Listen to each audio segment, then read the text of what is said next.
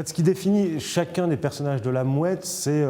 ils sont définis par un désir et une insatisfaction de ce désir ou une déception par rapport à ce désir. Chacun voudrait être écrivain et sait qu'il n'a pas le talent, en tout cas de Tolstoï. Dans cette famille, cette grande famille qui est La Mouette, chacun fait du mal à l'autre en l'aimant, mais en défendant sa place dans l'existence. Et tout le monde chante, crie, piaille, parle pour essayer de ne pas laisser triompher cette angoisse de l'existence qui rôde partout et qui à la fin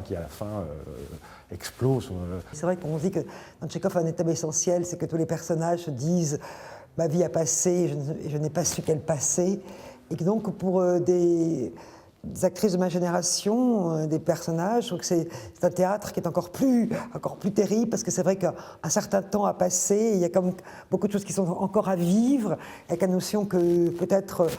voilà, des choses qui ne pourront pas se refaire, se revivre, et c'est magnifique, en tout cas pour moi, de le jouer. Et là, pour le rôle d'Arkadina, qui fait, paraît-il, envie à toutes les actrices, mais je trouve que ça leur fait envie bien à tort, parce que je trouve que c'est très très difficile, ce personnage, très difficile. Elle est à la fois terrible, et en même temps, il faut comprendre ses raisons, il faut donner raison à, voilà, à la mère qu'elle est, comme elle est, la mère, la sœur qu'elle est. Et en même temps, il y a en elle cette fragilité, voilà, ce dernier feu de la séduction, quelque chose qu'elle ne veut pas laisser passer, qui la rend, cette avidité voilà, des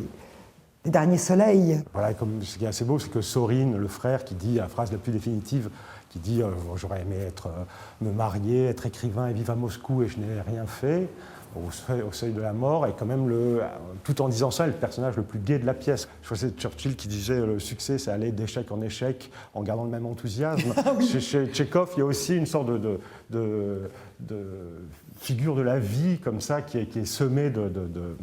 drames et de déceptions, de désillusions, mais l'énergie avec laquelle on traverse ça fait que dans ce frottement-là, entre cette énergie-là et le drame, il y a quelque chose de joyeux et de drôle.